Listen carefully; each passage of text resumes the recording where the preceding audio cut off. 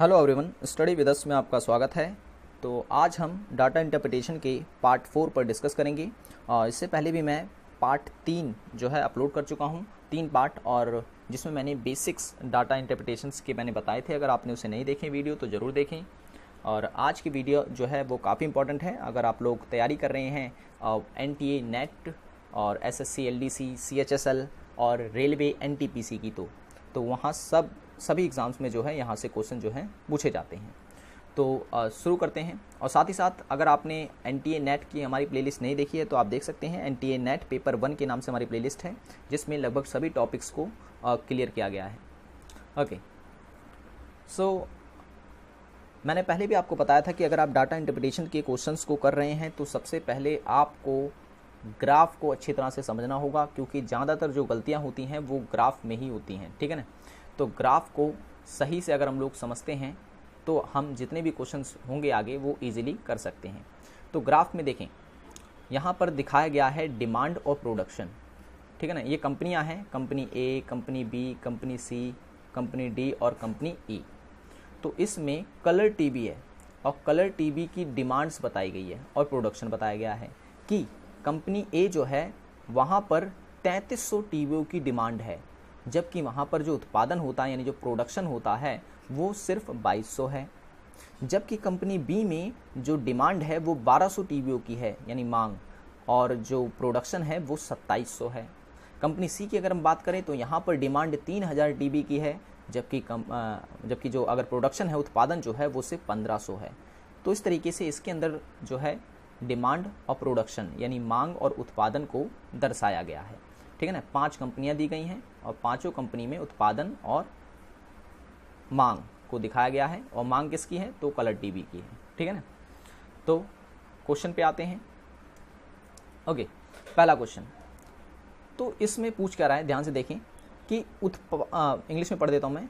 What is the ratio of companies having more demand than production to the companies having more production than demand. यानी कि उत्पादन से अधिक मांग रखने वाली कंपनियों का मांग से अधिक उत्पादन रखने वाली कंपनियों का अनुपात क्या है, रेशियो बताना है हमें इसमें। तो हमें पता है कि ये 2 कंपनियां ही ऐसी हैं जहां पर जो है डिमांड कम है और उत्पादन ज़्यादा, ये कंपनी बी और कंपनी सी। तो इस तरीके से हम इसे ऐसे लिख सकते हैं कि कंपनी ए में जो है वो डिमांड ज़्यादा है, प्रोडक्शन कम। कंपनी सी में भी ऐसा ही है कि यहाँ पर डिमांड ज़्यादा है और प्रोडक्शन कम, और कंपनी ई में भी कुछ ऐसा ही है, यहाँ पर डिमांड ज़्यादा है और प्रोडक्शन कम है। तो इस तरीके से ये तो वो कंपनियाँ हो गई जहाँ पर जो है मांग अधिक है और उत्पादन कम। और अगर हम देखें तो बी और डी जो है वो ऐसी कंपनियां हैं जहां पर उत्पादन ज़्यादा है और मांग कम है। तो बी और डी ऐसी कंपनी है। ठीक है ना, सॉरी, बी और डी ऐसी कंपनी है। तो अगर हम इनका रेशियो देखें तो 3 कंपनियां ऐसी हैं जहां पर डिमांड ज़्यादा है और उत्पादन कम, और 2 कंपनियां ऐसी हैं जहां पर उत्पादन अधिक है और डिमांड कम। ठीक है ना, यानी प्रोडक्शन जो है वो ज़्यादा है और डिमांड कम है। तो ऐसी ये 2 कंपनियां हैं। तो इस तरीके से हमारा रेशियो हो जाता है 3:2, हमारा सही आंसर होगा। तो ये हमारा डी ऑप्शन जो है वो सही है।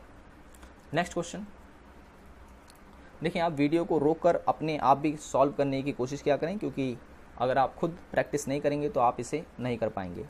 अभी मैं इसका जो लेवल है डाटा इंटरप्रिटेशन का वो धीरे धीरे बढ़ाता रहूँगा।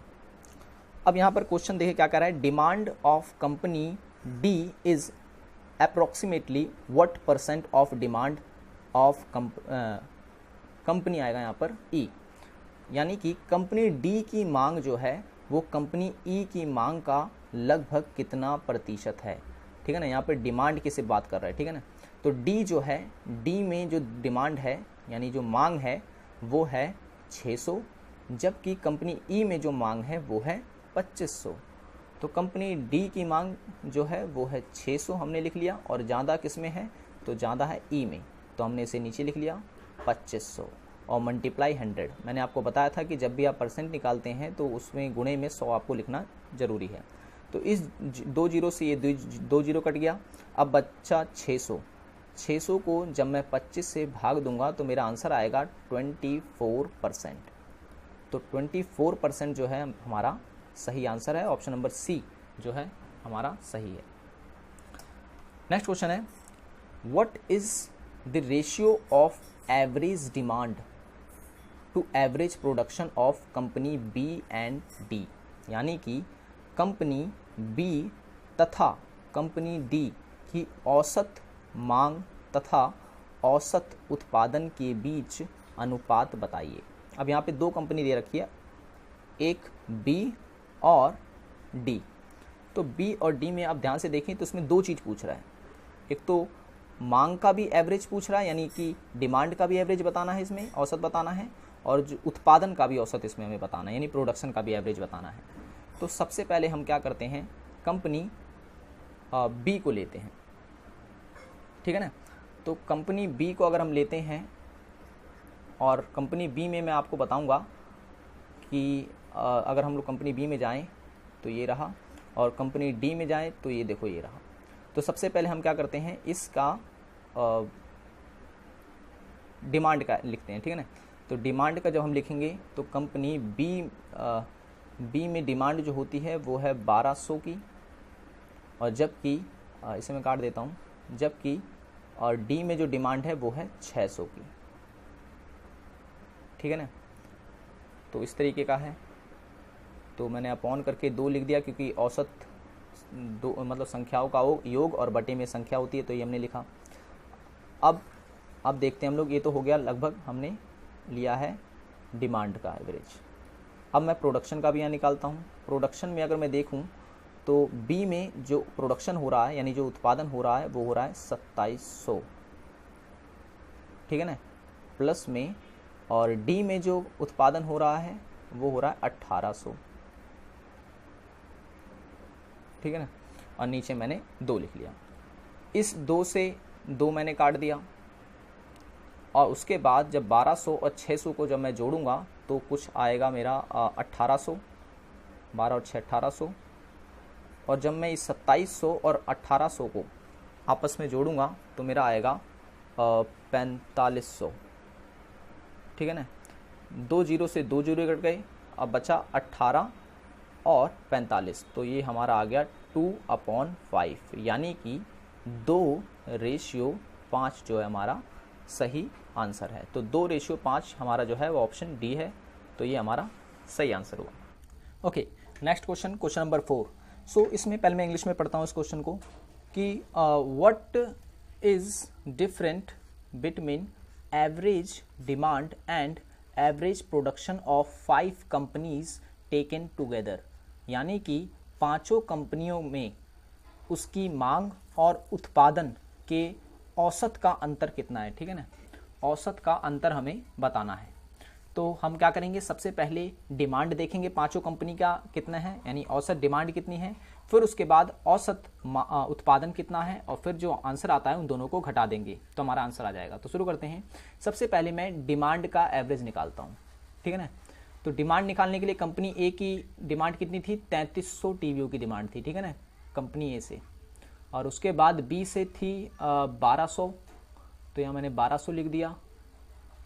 ठीक इसी प्रकार से 3000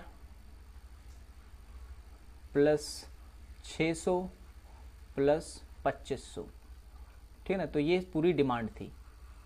तो टोटल कितने नंबर हो गए, टोटल 1 2 3 4 5, तो नीचे मैंने लिख दिया 5।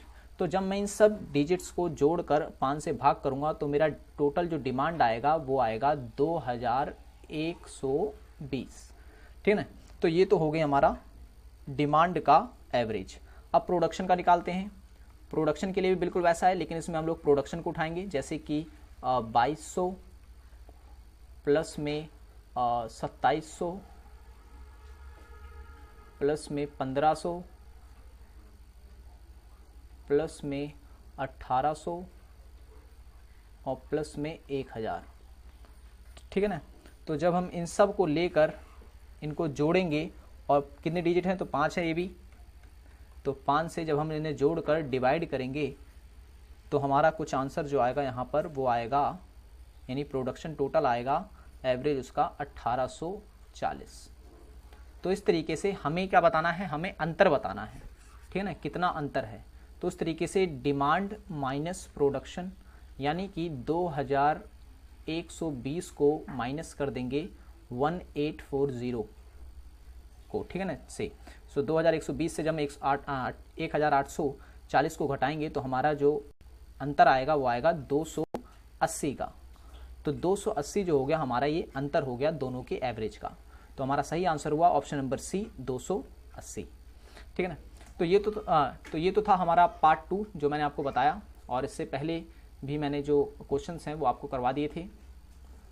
तो अगला वीडियो जो है वो भी मैं जल्द ही अपलोड कर दूंगा। So thanks for watching this video. अगर आपने प्लेलिस्ट नहीं देखी है NTA नेट पेपर 1 की तो आप उसे देख सकते हैं, जिसमें हमने NTA नेट पेपर 1 के लगभग सभी टॉपिक्स को कवर कर रखा है। So thanks for watching.